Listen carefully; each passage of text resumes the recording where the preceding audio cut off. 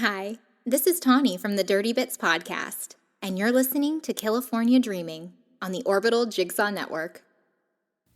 This episode is brought to you by Blubrry.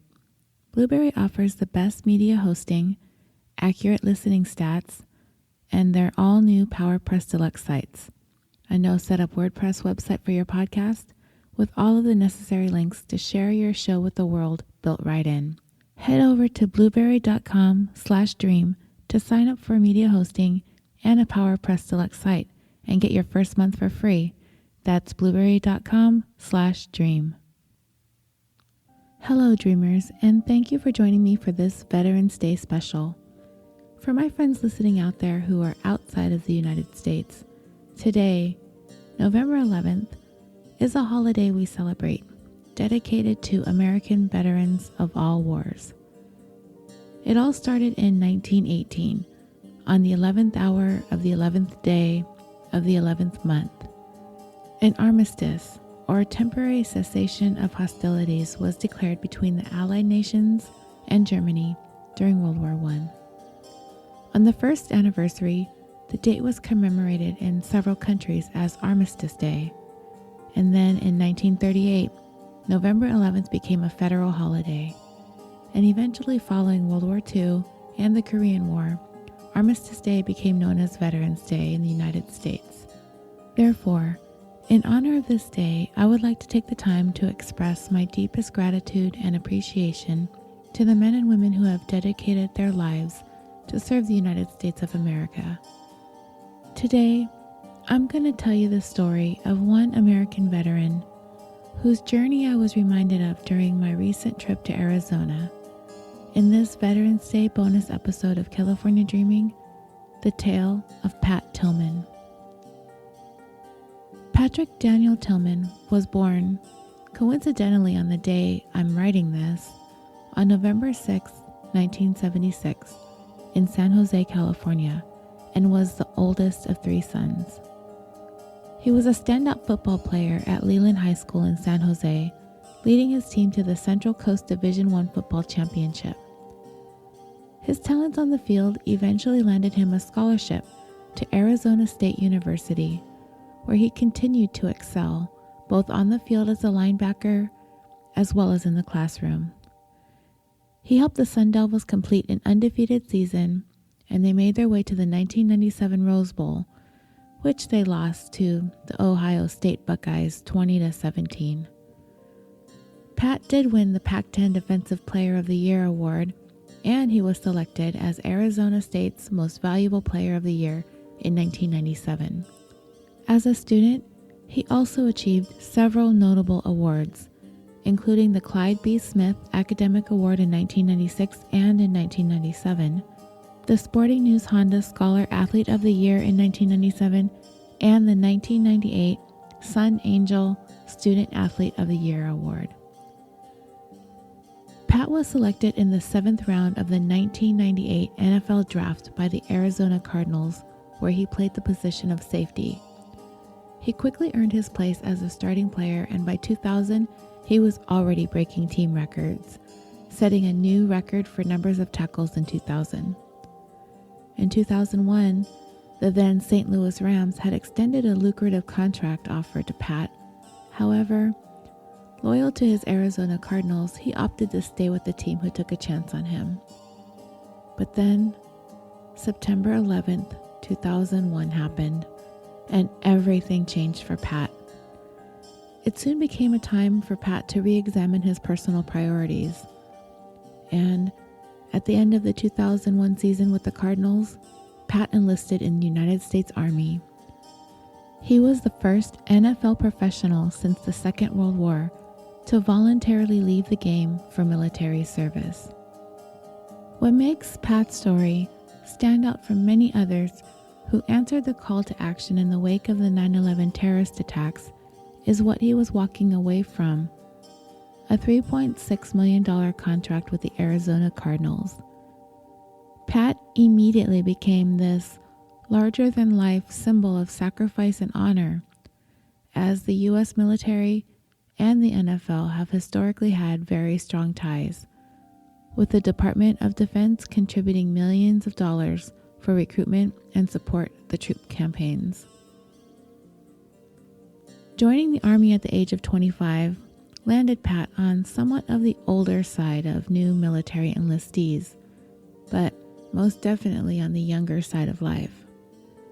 As it were, Pat's decision came from a place where he needed his life to mean more than just playing football, making millions of dollars, and living comfortably.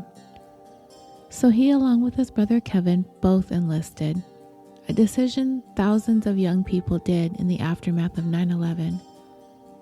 Pat enlisted in 2002 with the expectations of being in on the fight against Al-Qaeda and to help bring Osama bin Laden to justice. But rather, he was sent to Iraq, which he was unhappy about because he didn't feel the invasion of Iraq was justified. Despite those sentiments and his grievances, he would not walk away from the military until he met his commitments, despite the fact that the NFL and the Department of Defense presented him with the opportunity to do so. Pat trained as an Army Ranger and was assigned to the 2nd Battalion of the 75th Ranger Regiment. In 2003, he served his first tour of duty in Iraq, which the United States had invaded that year. In 2004, Pat and his unit were sent to Afghanistan to participate in operations to eliminate eastern Afghanistan of Taliban and Al-Qaeda fighters.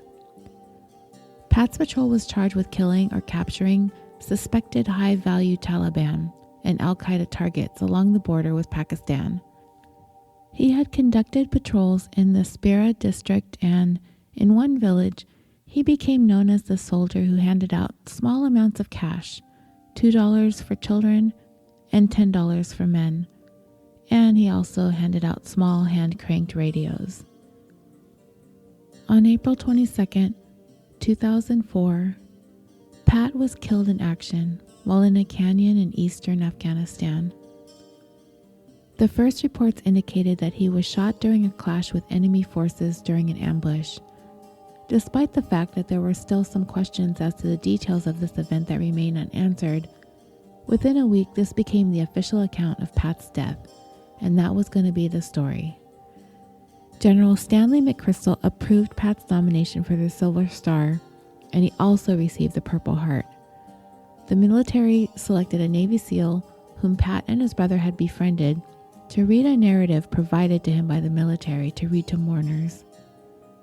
It described how Pat charged up a ridgeline, braved enemy fire, and died defending his fellow soldiers. On May 3, 2004, Pat Tillman's life and death was honored in a nationally televised memorial service, at which Arizona Senator John McCain delivered the eulogy. But this story was not over yet, because that narrative describing the heroic end for Pat, a man who'd become a symbol of honor and sacrifice for the country, it wasn't true.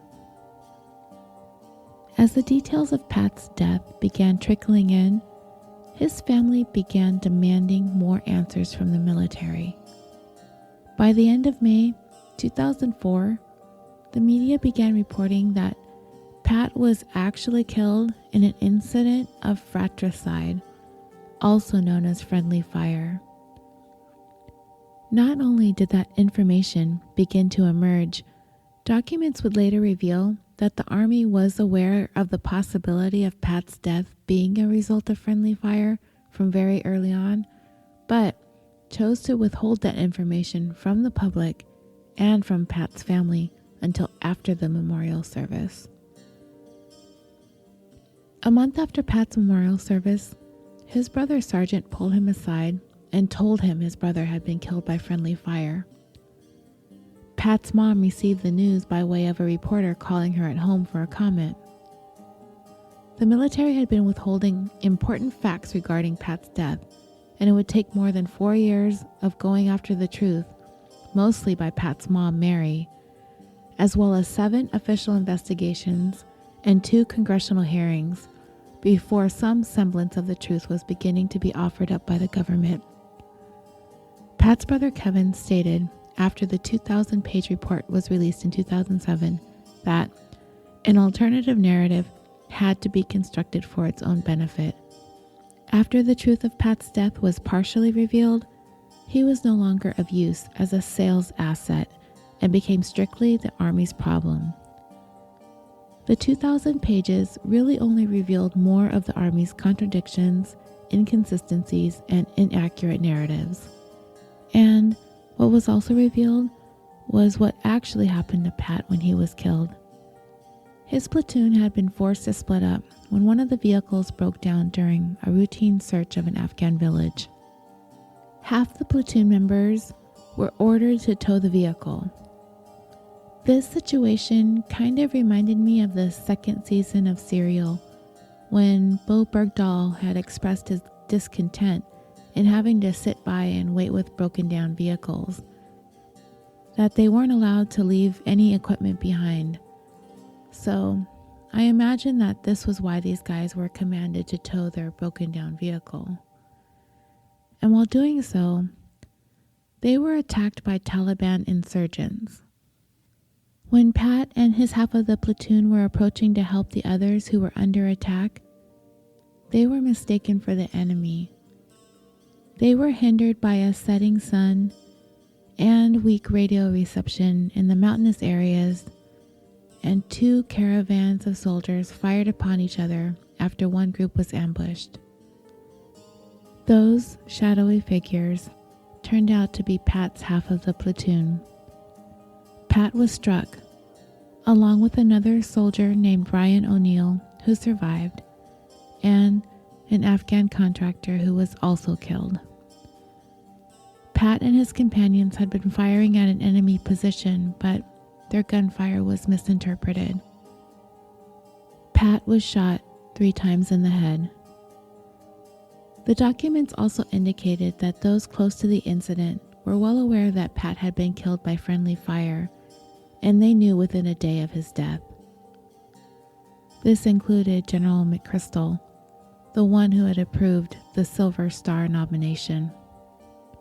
The investigation brought to light that it was indeed a fact that the Army commanders and members of President Bush's administration concealed the truth of Pat's death by destroying important items such as Pat's clothing, his journals, and even hiding parts of his body to hide evidence.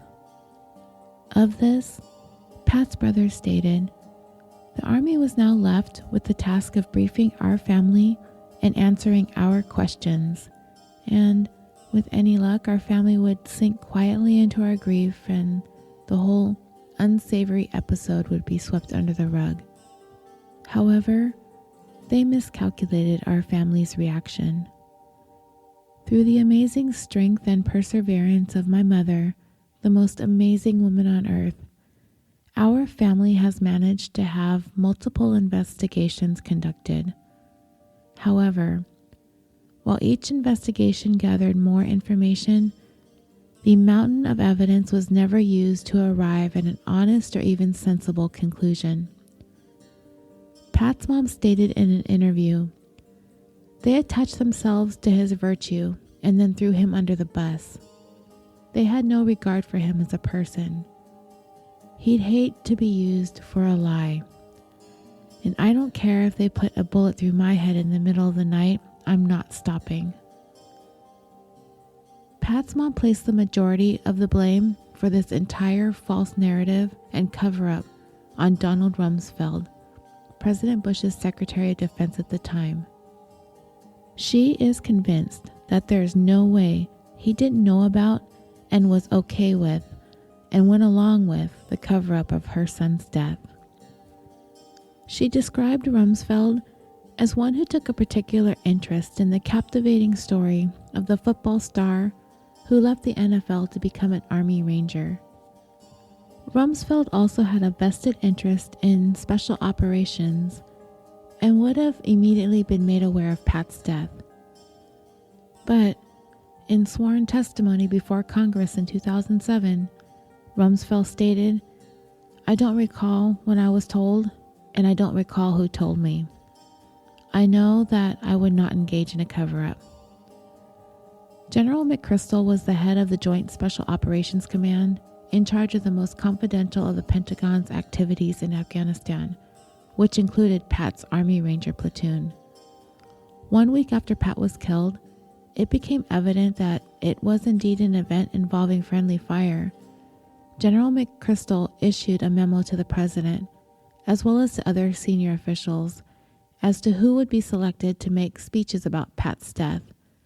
The memo stated, quote, "I felt it was essential you receive this information as soon as we detected it in order to preclude any unknowing statements by our country's leaders which might cause public embarrassment if the circumstances of Corporal Tillman's death became public."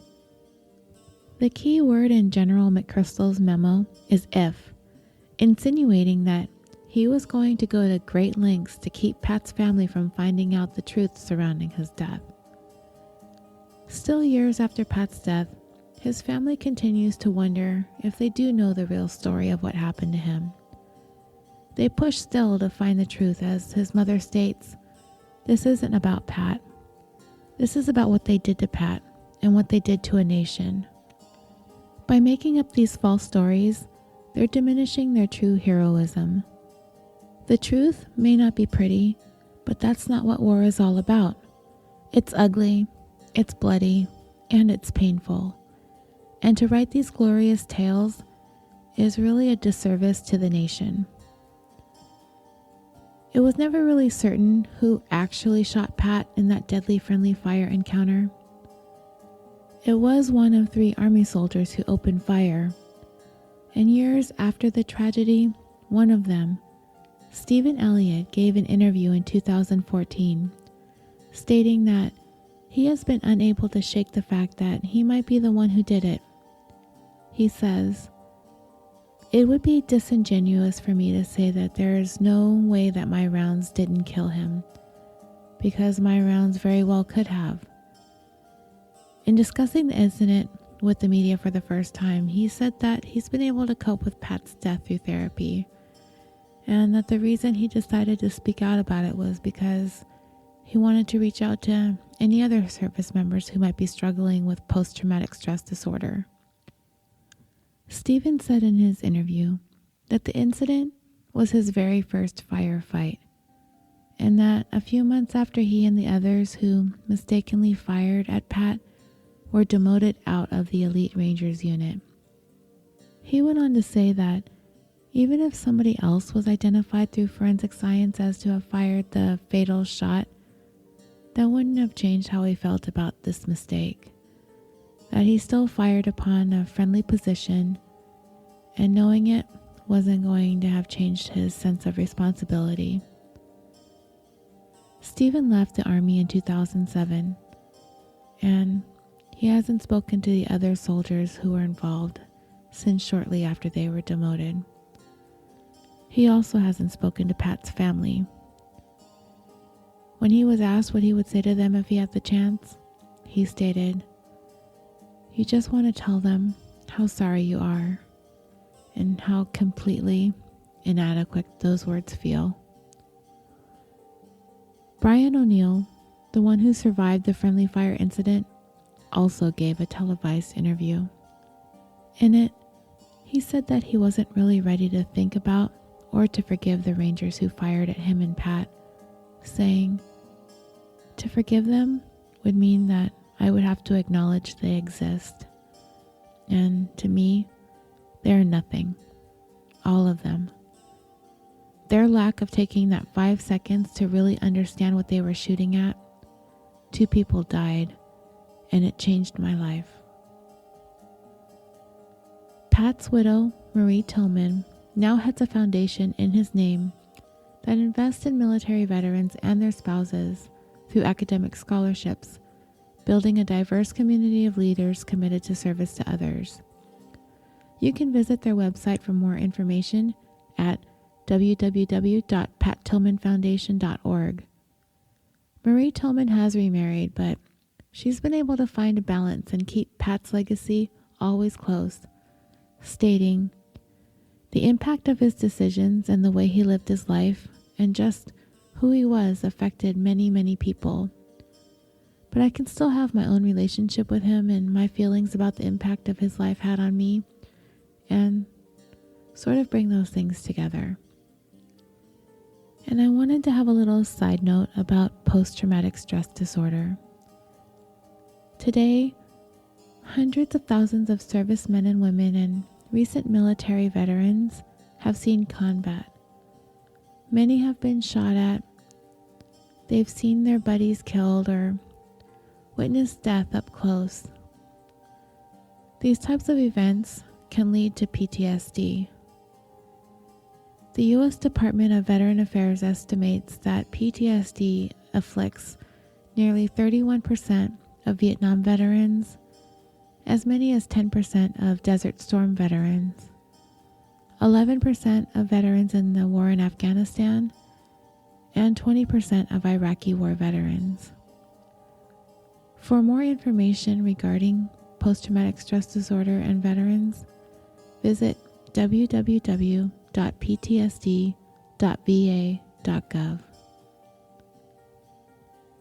Thank you so much for listening to this bonus episode, The Tale of Pat Tillman.